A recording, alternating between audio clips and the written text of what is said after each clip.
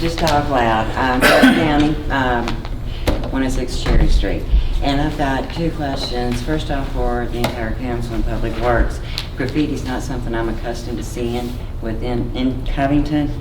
And underneath the Interstate 64 going towards Walmart, that post with the big heart and that, it's been there for several weeks. Is the city responsible for removing that? VDOT, who removes that? It's with all the tourism and the people coming and going to AET Park, it's an embarrassment. It's not something I'm accustomed to seeing. It's actually VDOT's bridge.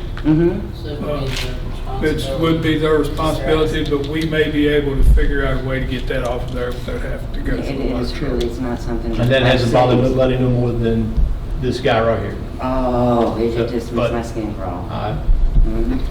Okay, so I do want to ask that, and Mr. Hunter, you were down on East Oak Street with the collapse of the pipes and that run along from the underpass, that street, to Cherry Street, to Oak, and to Pine. It's complete collapse all the way up, and we're dealing with a major issue with mosquitoes. I cannot, I mean, I'm scarred up, my grandchild's scarred up. There's a lot of children in that area. Since we're waiting, from my understanding, on the railroad to work with the city, is there any way we can get some spraying or something? The mosquitoes are so bad. I purchased Thermacell, which is mosquito repellent that you actually put a butane in and you light it, and it works in Florida, in swamps of Florida. It's not working around my home. I cannot go outside, so I'm loading myself and all around with mosquito repellents, and you still cannot be outside, and especially after a rainstorm. Getting in the car last night, open the door, putting my 4-year-old into her seat, and closing the door. The car was full of mosquitoes, that quick.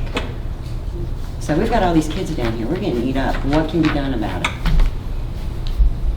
If I may, actually the mayor and I had a conversation earlier today about that location and trying to work with CSX and actually contacting some of the CSX representatives in Richmond to try to get a little more movement from CSX to be a little more responsive with maintaining some of their area there, especially because it is a public health issue.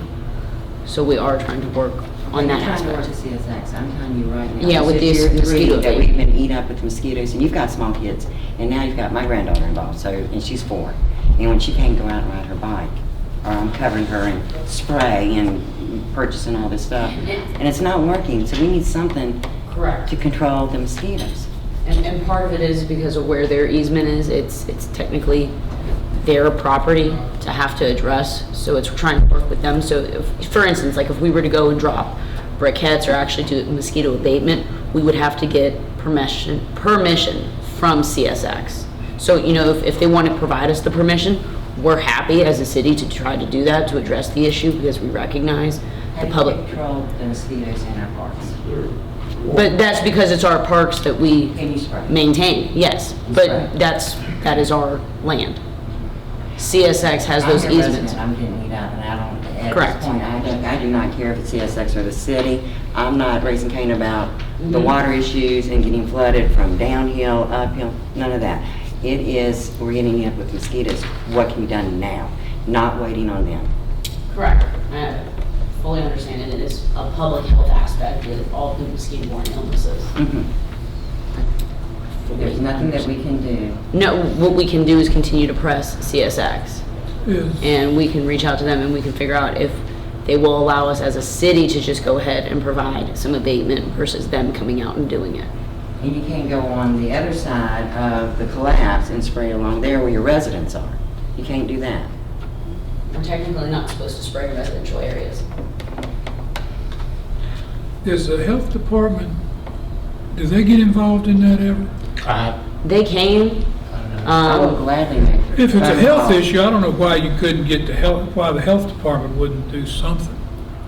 It Well, may what they help if we do. reach out to the health department and in part of our efforts to reach out to CSX, just to provide a little additional leverage, because sometimes CSX is not always the most responsive, because this is something where we need more of a timely response versus months and months of discussion.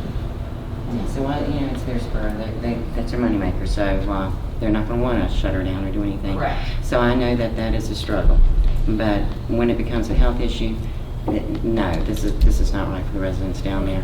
Mr. Hunter, will you please keep an eye on this? It's been going on for 3 years now. We were notified a year ago of the issue, and I appreciate you, thank you. Now, y'all love hearing from me. I just got a few small things. All right. You just said that the Bluff project was finished, and I have a very small concern that may become a larger concern if it's not addressed. I mentioned this before about crosswalk, because where that sidewalk ends, you have to cross traffic to get to the sidewalk on the other side or to go into Walmart. And I'm kind of worried about it becoming a game of chicken between human beings and cars, because a lot of times if people are walking and there's no signage or something allowing them to cross the road, people coming through a stoplight get sort of aggressive. Not that anybody would run anybody over or anything, but they feel like they have the right of way and somebody walking out in the traffic is bothering them. I've seen it happen many times, so I think that maybe we should figure out something for a crosswalk from one side to the other. It doesn't necessarily have to be one of those things where you push the button and the little guy lights up, because they're probably expensive. But I think there should be something. If nothing else, lines on the road, crosswalk lines. I don't know if they had planned on doing that anyway, but I've been paying pretty close attention to it when I go through. Is that part of the painting now? I cannot answer that question. I know we got a sign up. I asked about the painting, 'cause to me, that would be part of the painting. I thought it looked like. They should put stop bars up at the stoplights. They should put stop bars up on Fudge's Hollow. They should paint the crosswalk when they do the rest of the painting. That would be part of the project, in my mind.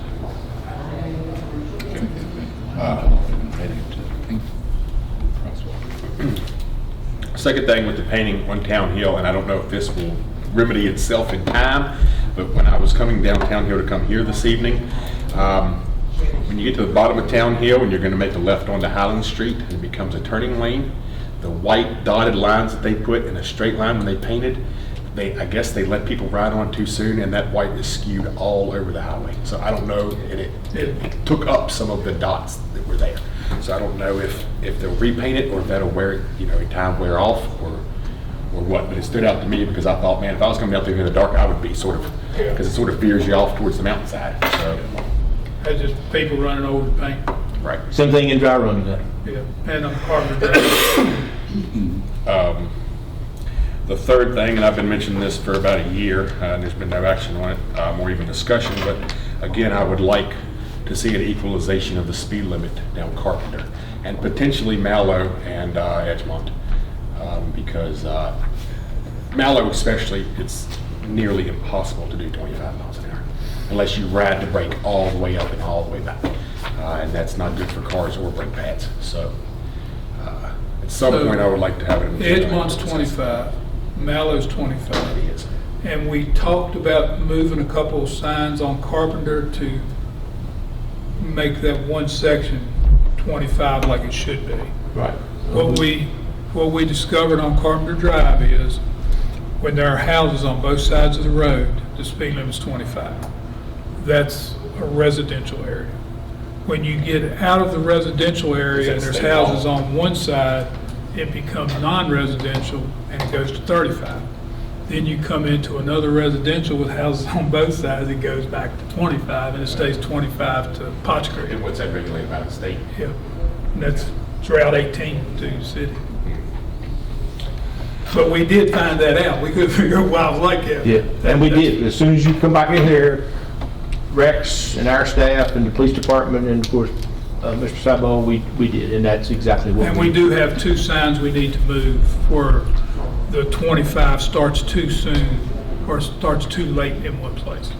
And it needs to be backed up and the 35 needs to move the other. So that's hurting more than helping, right? Still a lot I of people. see one of the women that's over there put up a sign that says, drive like your children live I here. think somebody put one up in my neighborhood also. I think it's great. I'd like to know where they got it. Because I've been complaining about people speeding down Phillip Street for 3 years now. But okay, thank you.